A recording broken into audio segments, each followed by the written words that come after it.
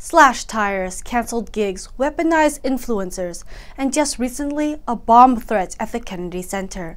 For nearly 2 decades, the Chinese Communist Party's been relentlessly targeting Shengyun performing arts. NTD's Steve Lance spoke with Shengyun MC Lishi Limish on how these attacks keep coming. Yet Shengyun's mission still powers through. Lishi Limish, thank you so much for joining. Hi, Steve.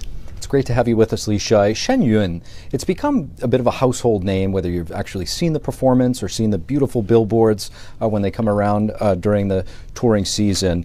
You know, you guys are growing. You're back in the nation's capital right now to perform. What can we expect to see in a Shengyun performance? So if you've never seen Shengyun, it's a celebration of 5,000 years of Chinese civilization. And we do this through dance, classical Chinese dance with a live orchestra, animated backdrops, soloists, MCs, and it's just amazing costumes. It's really a journey through ancient China, really a lost world that you can't see anywhere else today. To your point, Shengyun's tagline is China before communism. Talk to us about how this is such a significant aspect of the performance. Yeah, so that's our mission, is to revive traditional Chinese culture, 5,000 years of civilization that was mostly lost and destroyed under the Communist Party in China. Talk to us about how that culture clashes with communism. So when the Communist Party came to power, really took over China in the middle of the last century, the first thing it set out to do was wipe out traditional Chinese culture and bring in this Soviet import of Marxism and Leninism and Stalinism, and later it became Maoism. And all of that import is really based on the ideas of violent atheism, materialism, and utilitarianism. Throughout the generations are people who chose integrity and chose right over wrong, even with great sacrifice sometimes. And that's really antithetical to the Communist Party. So when they came over and they tried to basically change the culture, and so really from that perspective, the values of this civilization are very deeply rooted, and communism sees them as a threat. And so because of this mission, you all have faced tremendous adversity. Even right now, we're seeing bomb threats at the Kennedy Center. You say that this actually goes far beyond just the CCP hoax in these bomb threats designed to terrorize people.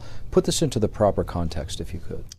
It comes as part of a big pattern of 18 years of the Chinese Communist Party trying to stop Shengyun, really from day one. So at first they would send other companies to try to compete with us.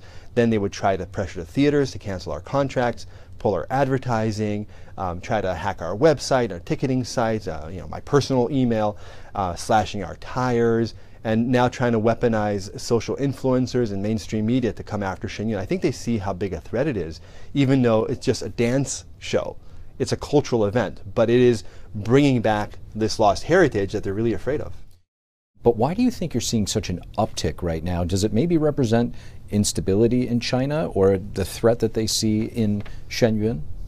Well, I think they're sensing that it's a desperate kind of end game type of battle for them.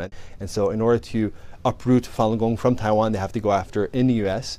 Shengyun has gotten a lot of support from the United States government and governments around the world, from Congress and other people.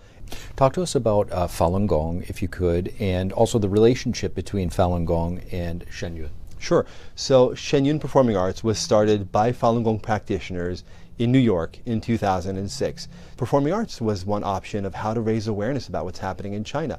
And so you have these elite artists from around the world coming together and saying, let's revive traditional Chinese culture through performing arts and show the world what China was really like and the beauty of it. And at the same time, let's take this opportunity to show people the persecution of Falun Gong practitioners, and not just the brutality of the persecution, but the courageous resistance to it and the hope that comes from the strong faith that these people have.